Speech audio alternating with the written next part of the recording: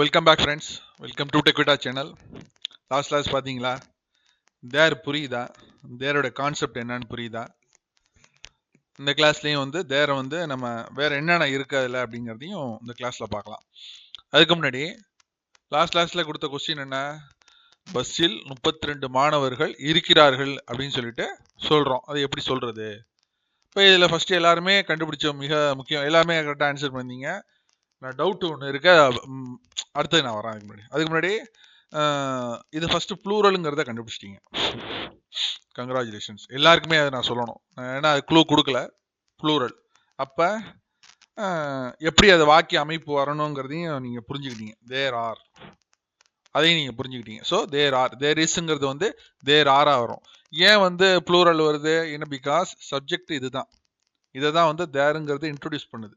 So there are 32 students in the bus. கரெக்டா?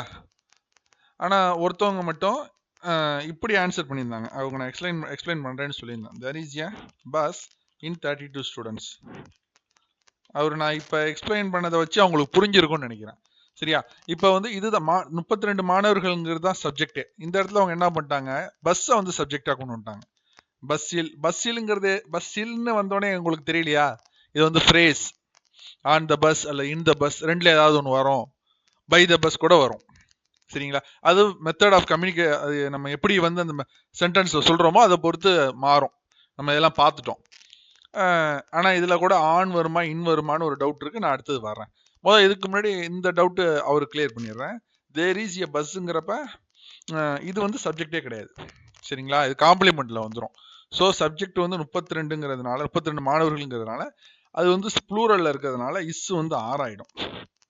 So there are 32 students அப்படிங்கும்போது ஆட்டோமேட்டிக்காக நீங்கள் என்ன பண்ணிடுவீங்க? இந்த பஸ். இந்த பஸ்ஸுங்கிறதுலாம் நம்ம ஆன் த பஸ் இந்த பஸ்லாம் நம்ம ஃப்ரேஸில் பார்த்தோமே, மறந்துட்டீங்கன்னு நினைக்கிறேன். ஓகே, ஒன்றும் ப்ராப்ளம். இப்போ உங்களுக்கு புரிஞ்சுங்களா? சரி, இப்போ அடுத்த ரெண்டாவது ஒரு விஷயத்துக்கு வருவோம். ஆன் த பஸ் இந்த பஸ் ரெண்டு இருக்கே.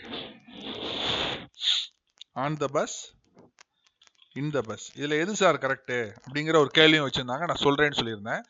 இப்ப நம்ம வந்து பஸ்ல இருக்கோம். நான் பஸ்ல இருக்கேன், பஸ்ஸில் இருக்கிறேங்கிறத விட பஸ்ல இருக்கேன் இப்படின்னு சொல்லும் போது ஐ ஆம் ஆன் த பஸ், நான் பஸ்ல இருக்கேன். சரிங்களா? 32 மாணவர்கள் பஸ்ஸில் இருக்கிறார்கள்னு சொன்னா அவங்க பஸ்ஸுக்குள்ள இருக்காங்கன்னு நம்ம அந்த இடத்துல பொருள் வருது. அதனால தான் இந்த பஸ்ன்னு இங்க போடுறோம், ஆன் த பஸ்ன்னு போடல. ஆனா ஆன் த பஸ் போட்டாலும் தப்பு கிடையாது. புரியுதுங்களா? பட் இந்த பஸ்ன்னு சொல்லும் போது நீங்க வெளியில இருந்துகிட்டு சொல்றீங்க. அந்த மாணவர்கள் 32 மாணவர்களும் பஸ்ஸில் இருக்கிறார்கள் வெளியில இருந்துகிட்டு சொல்றீங்க. புரியுதுங்களா? ஏன்னா நம்ம ஒரு சர்ஃபேஸ் மேல நிற்கும் போது ஒரு அந்த பொருளோ சப்ஜெக்டோ சர்ஃபேஸ் மேல நிற்கும் போது நம்ம ஆன் தான் சொல்லணும். சரியா? அதே போல இந்த பஸ் சொல்றதும் தவறு கிடையாது. ஸ்போக்கன்ல ரெண்டுமே வந்து அலௌடு. பட் நம்ம formula as per grammar rule, அதாவது கிராமர் ரூல் அது வந்து ஆன் தான் யூஸ் பண்ணணும். ஏன்னா எர்த்துலேருந்து அது ஒரு சர்ஃபேஸ் மேலே தூக்கிட்டு இருக்கு பஸ்ஸுங்கிறது. ஆகையினால தான் நம்ம ஆன் யூஸ் பண்ணுறோம். அதே போல் அது ஒரு பப்ளிக் டிரான்ஸ்போர்ட், அது ரெண்டு கான்செப்ட்னால நம்ம ஆன் யூஸ் பண்ணுறோம். பட் நீங்கள் சொல்லும் விதம் வந்து ஸ்போக்கனில் வந்து அது மாறும். நம்ம அதுதானங்க இதில் ஒரு மிக முக்கியமானது. பஸ்ஸில்னு நம்ம சொல்கிறோமா? பஸ்ஸில் அப்படி தானே சொல்லுவோம். பஸ்ஸில் 32 மாணவர்கள் இருக்காங்க, மாணவர்கள் அப்படியா சொல்கிறோம்? 32 பேர் இருக்கிறாங்க. அந்த எழுதும் அந்த உரை நடைக்கும் அந்த நடைக்கும் நம் சொல்லும் நடைக்கும் வேறு வித்தியாசங்கள் மாறுபடும். அதனால ஆனால் நம்ம அதுக்கு முன்னாடி ஆன் இன் ரெண்டுக்குள்ள டிஃபரன்ஸ் நம்ம தெரிஞ்சுக்கணும். சரியா? எல்லாருமே இந்த பஸ் தான் போட்டிருந்தீங்க, very correct. But one of the friend வந்து கேட்டிருந்தாங்க, ஆன் த பஸ் தானே சார், எனக்கு டவுட் வருது சார். வரணும் அந்த டவுட்டு, நான் ரொம்ப எக்ஸ்பெக்ட் பண்ண டவுட்டு. அதனால தான் நான் இதை வச்சேனே.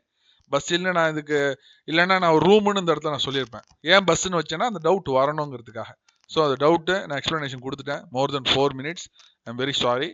ஏன்னா சில பேருக்கு அது கொஞ்சம் எரிச்சலாக இருக்கும், ஒரே சப்ஜெக்ட் எவ்வளோ நேரம் பேசுறது. சரி, இன்னைக்கு கொஞ்சம் அடுத்தது என்னன்னு பார்ப்போம்.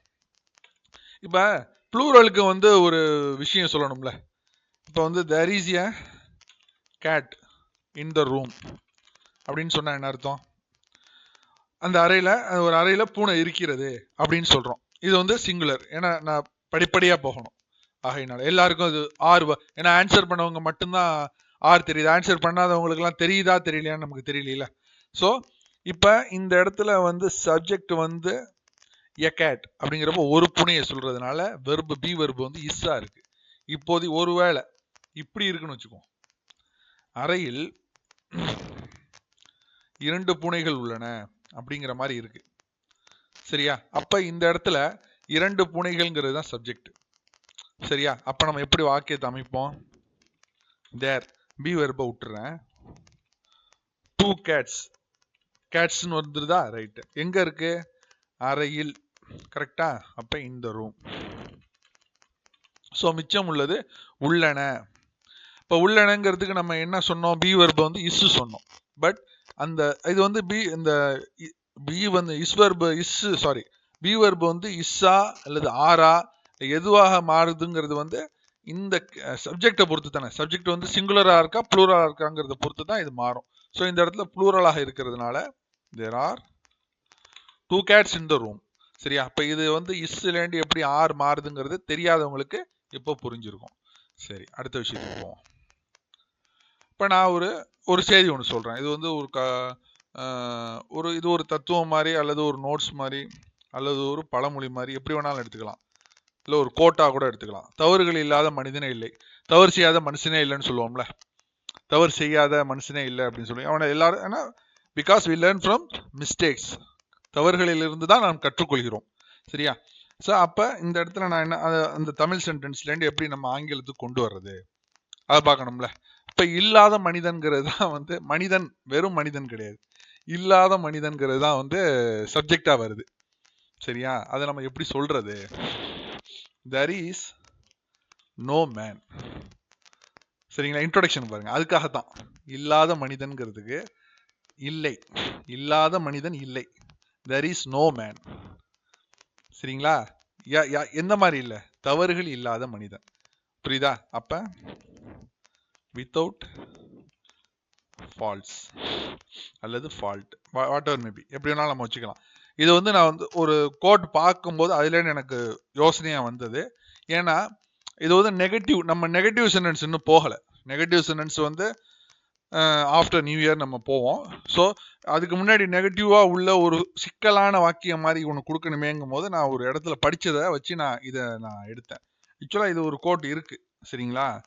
தவறுகள் இல்லாத மனிதன் இல்லை, தவறுகள் செய்யாத மனிதன் இல்லவே இல்லை, அந்த மாதிரி வரும். So there is no man. Without யாரு, எந்த மாதிரி இல்லை, வித்தவுட் ஃபால்ட். புரியுதா? அப்ப இந்த தேர் வந்து எப்படி பயன்படுதுங்கிறது புரியுதுங்களா உங்களுக்கு? ஏன்னா இது கொஞ்சம் சிக்கலான வாக்கிய அமைப்பு. ஓகே, நெக்ஸ்ட் நிறைய இருக்கு, முடிஞ்ச அளவுக்கு நம்ம கவர் பண்ணுவோம் இந்த கிளாஸ்ல. ஓகே, இப்போ வந்து நம்ம என்ன வாக்கியத்தை எடுத்துக்கிறோம்னா, தோட்டத்தில் 2 மாணவர்கள் உள்ளனர் அப்படின்னு சொல்லணும். கிரவுண்ட்ல 2 பேர், 2 பையன்கள் இல்ல சிறுவர்கள் இருக்கிறாங்க, மாணவர்கள்ல சிறுவர்கள் இருக்கிறாங்கன்னு சொல்லணும். இப்போ இந்த இடத்துல வந்து ப்ளூரல் வந்துருச்சு, சிறுவர்கள்ங்கிறப்ப ப்ளூரல். இப்போ நம்ம எப்படி இதை கொண்டு வரலாம்? there are 2 boys in the தோட்டத்தில், அப்ப in the garden. புரியுதா? சரி, இது ஈஸி. ஏன்னா 2 சிறுவர்கள்னு சொல்லிட்டு நம்ம ஈஸியா சொல்லிட்டோம். இப்போ நான் உங்களுக்கு ஒரு கொஸ்டின் தரேன். சரியா? அந்த கொஸ்டின்ல நீங்க ஃபைண்ட் அவுட் பண்ணுங்க இது எப்படி சொல்றதுன்னு. ஏன்னா முதல் முயற்சி உங்களுக்கு தான் இருக்கணும். சரியா?